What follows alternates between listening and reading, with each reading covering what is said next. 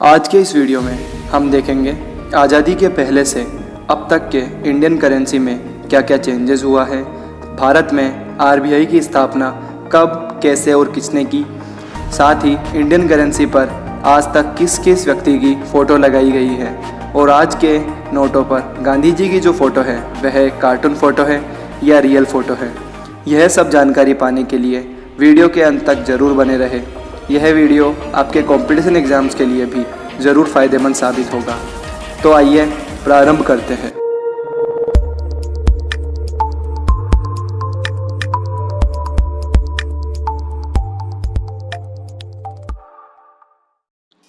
भारत की वर्तमान करेंसी जो कि रुपया है वह संस्कृत के शब्द रुपहाय से लिया गया है, जिसका अर्थ होता है चांदी के सिक्के।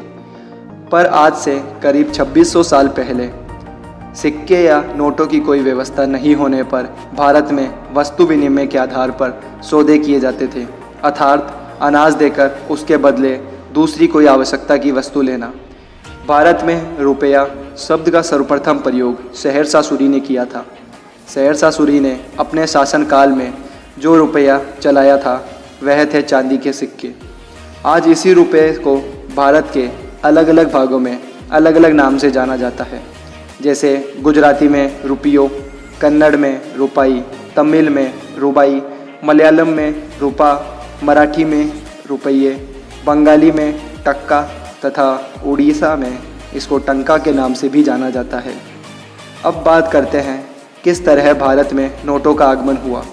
1700 में जब यूरोपीय कंपनियां भारत में आई तो उनके लिए सिक्कों में व्यापार करना बहुत मुश्किल हो गया था, इसलिए उन्होंने अपनी सुविधा के लिए नोटों का प्रचलन प्रारंभ किया, जिससे उनके लिए यहाँ व्यापार करना आसान हो सके। भारत की पहली कागजी मुद्रा कलकत्ता के बैंक ऑफ हिंदुस्तान में 1770 में जारी की और यही कागजी मुद्रा भारत में 1861 तक चली। अब 1861 में ब्रिटिश सरकार ने नोटों के उपयोग पर भी कानून बनाना प्रारंभ कर दिया और 1861 में पेपर करेंसी एक्ट बनाया गया, जिसके तहत उन्होंने महारानी विक्टोरिया की फ़ोटो नोटों पर लगानी प्रारंभ कर दी। यह नोट 10, 20, 50, 100 और 1000 रुपये के थे। इस तरह भारत में पहली बार सिक्के की जगह नोट का प्रयोग किया जाने लगा, पर 1861 तक भी यह नोट पूरे भारत में मान्य नहीं थे। यह सिर्फ कराची, कोलकाता, मद्रास, बॉम्बे, लाहौर, कानपुर में ही मान्य थे। पर जैसे जैसे अंग्रेज़ों ने पूरे भारत में अपनी पकड़ मजबूत की, वैसे वैसे इन नोटों का विस्तार बढ़ता गया। साल 1923 में इन नोटों पर से किंग जॉन पंचम की फ़ोटो लगाई गई। यह नोट अभी आप अपनी स्क्रीन पर देख सकते हैं। अब यहाँ सवाल उठता है कि भारत के लिए नोट छपते कहाँ थे। यह सारे नोट बैंक ऑफ इंग्लैंड से छपकर भारत आते थे। फिर साल 1928 में महाराष्ट्र के नासिक में भारत का पहला प्रिंटिंग प्रेस लगाया गया। इसके बाद 1935 में भारतीय रिजर्व बैंक यानी reserve bank of India RBI की स्थापना की गई। पर इसकी स्थापना के 3 साल बाद 1938 में इसे भारत के लिए नोट जारी करने का अधिकार दिया गया था। आरबीआई ने सबसे पहले 5 रुपये के नोट छापने प्रारंभ किए। साथ ही आरबीआई द्वारा छापी गई सबसे बड़ी करेंसी 10,000 रुपये का नोट था और यही करेंसी आज़ादी तक हमारे साथ बनी रही। अब जैसा कि हम जानते हैं, भारत पर सिर्फ अंग्रेज़ों का शासन नहीं था, यहाँ के कुछ हिस्सों पर फ्रांसीसी तथा पुर्तगालियों का भी शासन रहा। फ्रांसीसी और पुर्तगालियों ने अपने अधिकार वाले क्षेत्रों में अपनी करेंसी चलाई। तो आइए अब थोड़ा उनके बारे में भी जान लेते हैं। भारत का गोवा 1510 से पुर्तगालियों के अधिकार में रहा था। क्योंकि पुर्तगालियों की सभ्यता अंग्रेज़ों की सभ्यता से कुछ अलग थी, इसलिए उसका असर हमें आज तक गोवा पर देखने को मिलता है।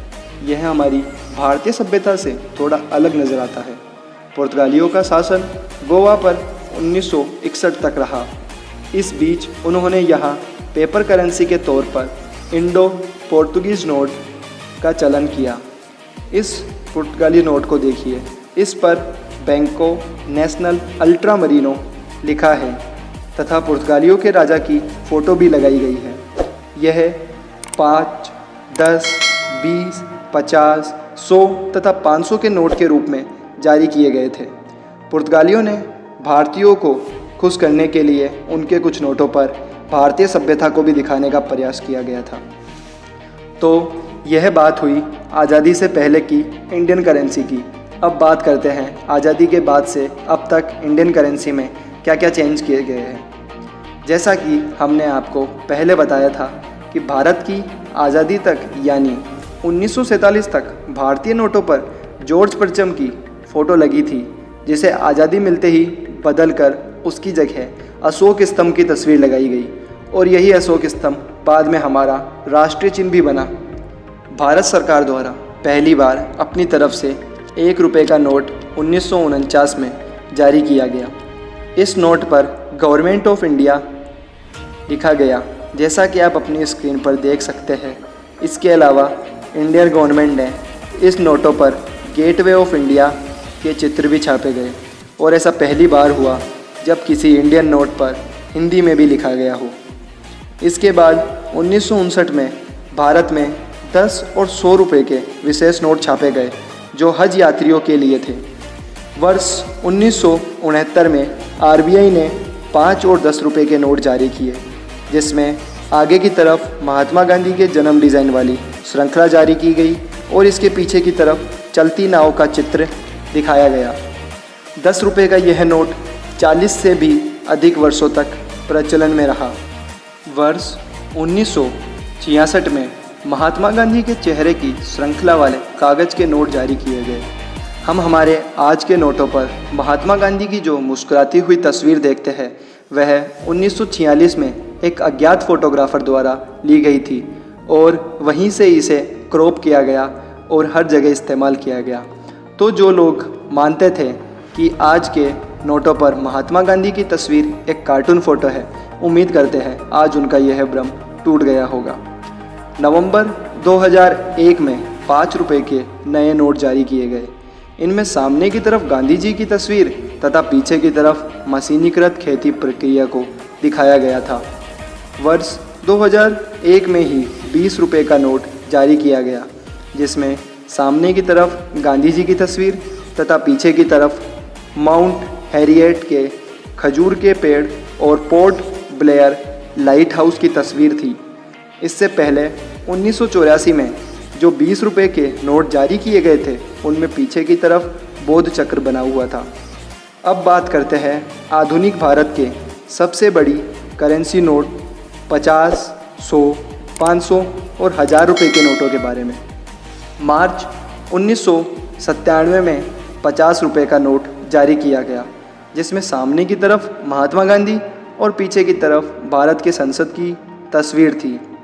जून 1996 में 100 रुपये का नोट जारी किया गया, जिसमें भी आगे की तरफ महात्मा गांधी तथा पीछे की तरफ हिमालय पर्वतमाला की तस्वीर लगाई गई थी। अक्टूबर 1997 में 500 रुपये के नोट जारी किए गए थे, जिसमें सामने की तरफ महात्मा गांधी की तस्वीर तथा पीछे की तरफ दांडी मार्च की यानी नमक सत्याग्रह की तस्वीर लगाई गई थी। नवंबर 2000 में 1000 रुपये का नोट जारी किया गया, जिसमें आगे की तरफ महात्मा गांधी की मुस्कुराती हुई तस्वीर तथा पीछे की तरफ भारत की अर्थव्यवस्था को दर्शाया गया था। ये तो थे आज़ादी के पहले से आधुनिक भारत के नोटों का इतिहास। इस वीडियो के अगले पार्ट में आपको नवंबर 2016 में हुई नोटबंदी के बाद की इंडियन करेंसी के बारे में जानने को मिलेगा। उस वीडियो की नोटिफिकेशन सबसे पहले पाने के लिए हमारे चैनल को सब्सक्राइब कीजिए और अगर आपको यह वीडियो अच्छा लगा हो तो उसे लाइक कीजिए। धन्यवाद।